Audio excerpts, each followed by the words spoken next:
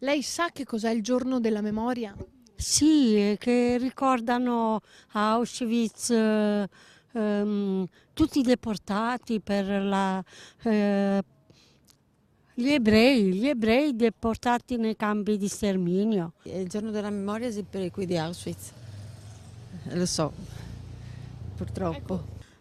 Al giorno della memoria, sì, purtroppo, sì, perché ho visto anche i campi di Auschwitz e quindi è una cosa triste, pensandoci. I campi di sterminio, quelle cose lì, sì. Sono ricordi brutti, ricordi che non vanno dimenticati. Eh beh, certo, è l'Olocausto, no? Si parla dell'Olocausto, naturalmente. I veneziani sono preparati sulla giornata della memoria, grandi e piccini.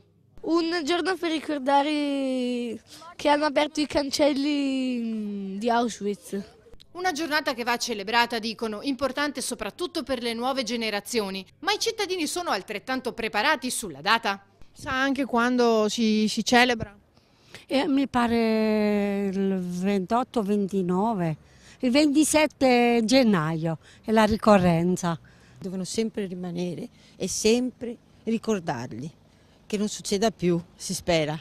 Bisogna ricordarselo sempre, anche se c'è chi nega l'Olocausto, comunque non è così. Sarebbe ora che tutti lo imparassero, fossero portati a conoscenza, ma c'è troppa ignoranza, troppi telefonini. Con quelli non si impara nulla, è vero?